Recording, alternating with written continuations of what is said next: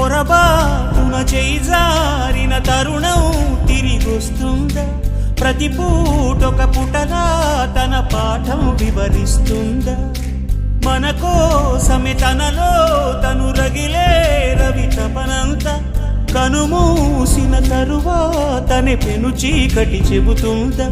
కడతేరని పయనాలెన్ని పడదోసిన ప్రణయాలెన్ని అని తిరగే ఛాయా చరిత పుటలు వెను చూడక పురికే కథలు తమ ముందు తరాలకు స్మృతుల చితులు అందించాలా ప్రేమికులు.